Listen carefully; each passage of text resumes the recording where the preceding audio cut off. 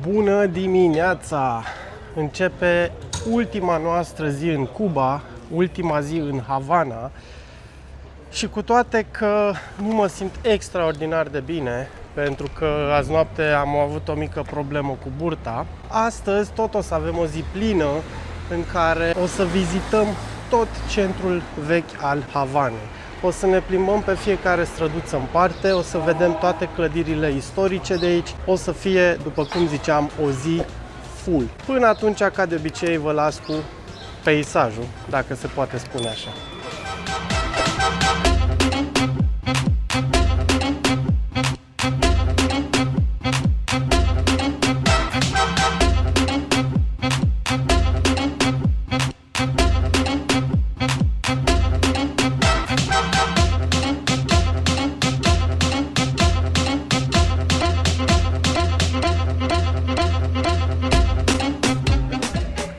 Vorbeam zilele trecute cu Bianca cât de frumoasă ar fi putut fi Havana, pentru că toate clădirile ei au stilul ăsta arhitectural, sunt foarte ornate. Și dacă ar fi fost îngrijite clădirile, fațadele, cred că ar fi fost un oraș, o capitală efectiv de vis. Și a descris-o cel mai bine în două cuvinte, Bibi. Și a zis așa: splendidă și jegoasă. Splendidă pentru că are ceva orașul ăsta pe care nu poți pune degetul. E fain, cumva primitor, dar în același timp este și extraordinar de jegos.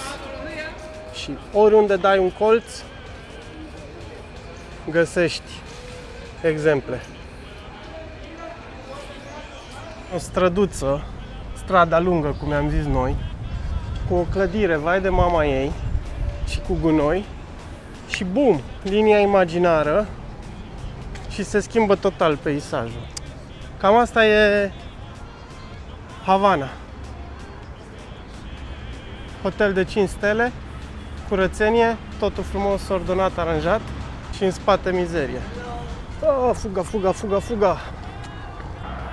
San Salvador de la Punta este una din fortărețele principale, împreună cu celelalte două pe care le-am vizitat zilele trecute. Ea este construită vis-a-vis de castelul del Morro și, bineînțeles, a fost construită pentru a apăra portul Havanei. Ținând cont că Havana are 3 fortărețe construite cu acest scop, încă o dată ni se subliniază faptul că aici era un port extraordinar de important la vremea respectivă. Planul acum este să-i dăm un pic pe faleză, după care să începem să intrăm în interiorul orașului vechi.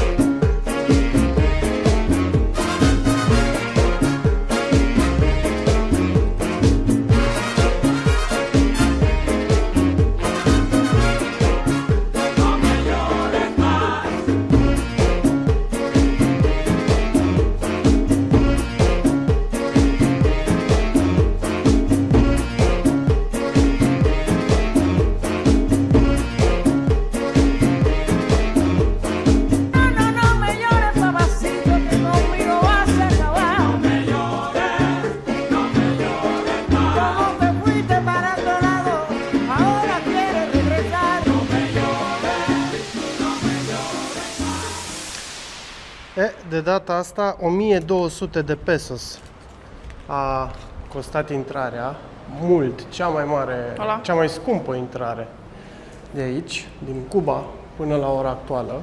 Dar am plătit, intrăm, vizităm.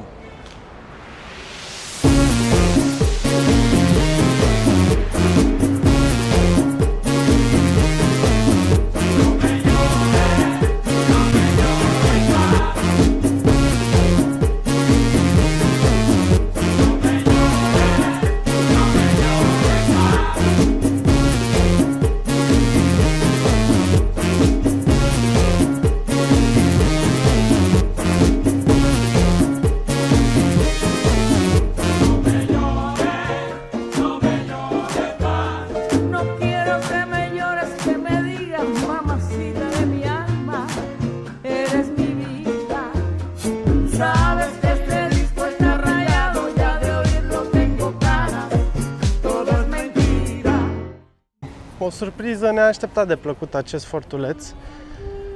Pe lângă faptul că el în sine, clădirea este foarte faină și mișto amplasată și îți oferă o priveliște faină asupra portului și asupra celorlalte forturi, mi-au plăcut două chestii foarte, foarte mult. Ia, zi-mi dacă ghicești care chestii mi-au plăcut. Elementele găsite underwater. Da. Și cred că ți-a plăcut și vasul, nava. Nava, caravela. Da, corect, așa este. Mi-a plăcut foarte mult. E prima oară în viața mea unde am văzut chestii găsite sub apă și luate și expuse. Și le puteai vedea foarte fain, foarte de aproape. Și după aceea modelul de navă, care era secțiune și puteai să-l vezi în el. Era superb. Mergem mai departe pe străzile din Havana.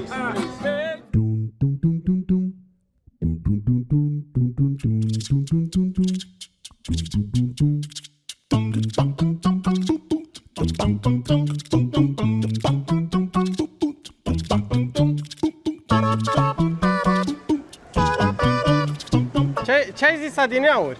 Pussycat Valley. Pussycat Valley. Și ce ai zis? Că dacă intri nu mai ieși? Păi pariu că fug toate. Pariu că nu. Vezi că azi cam pierzi pariurile. Ce faceți, măi? Așa ar trebui să arate toată Havana. Și pe străduța asta poți să-ți dai seama cât de splendidă este capitala Cubei.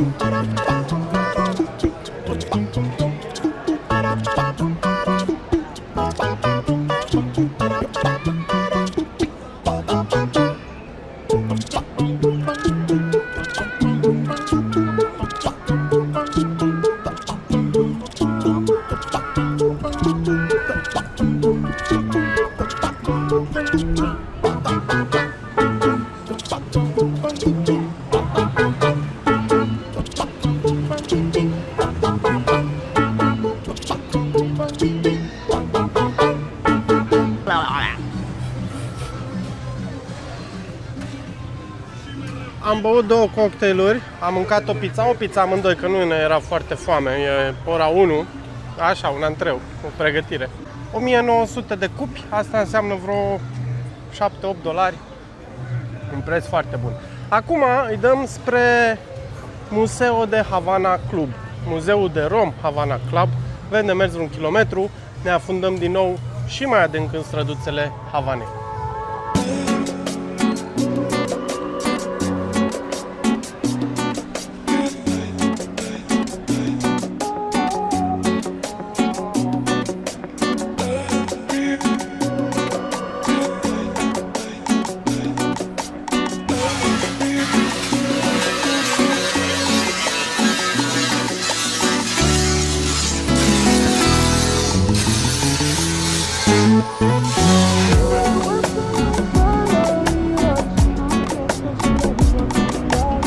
Muzeul Havana Club. Haideți să vedem dacă este sau nu deschis. E bar. Ăsta e barul, dar aici e intrarea muzeului. Hola, una pregunta por el museo? Cerrado. Gracias. Am ajuns și la muzeul dedicat Revoluției din Cuba. De 200 de cupi.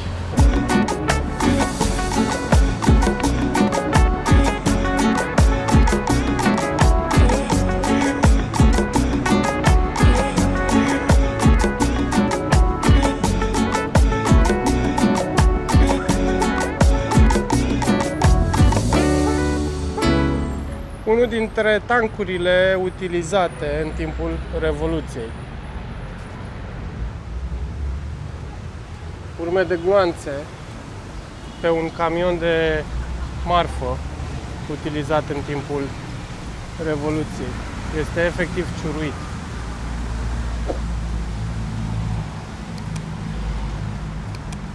Și pe o parte și pe alta. Aici avem expus Jeepul Land Rover folosit de Fidel Castro în timpul Revoluției.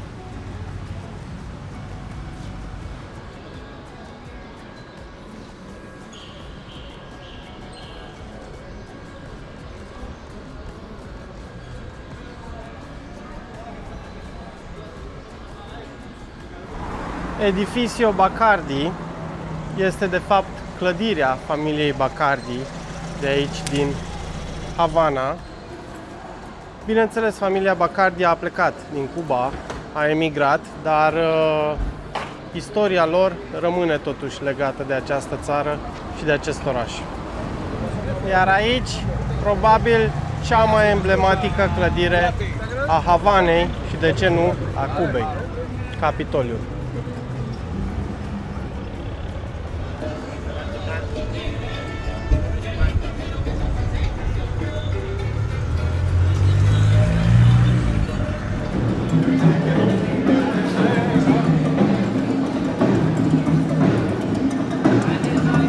Iar asta este piața centrală din Havana. Și aici o să punem punct vlogului de astăzi. Bineînțeles, o să ne mai plimbăm pe străzi în continuare și o să mai admirăm arhitectura și cultura locală de aici.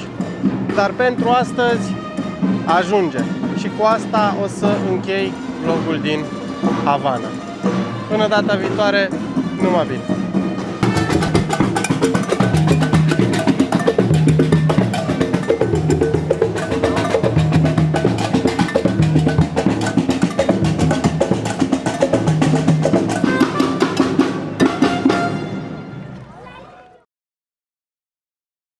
Părerea ta despre cele aproape 3 săptămâni petrecute în Cuba?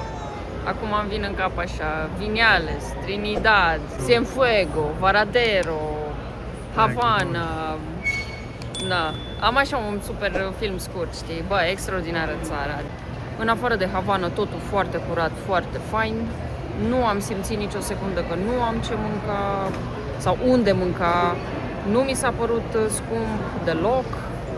Nu am simțit o secundă că nu sunt în siguranță, am văzut locuri extraordinare și da, concluzie, m-aș mai întoarce să văd și partea cealaltă din Cuba.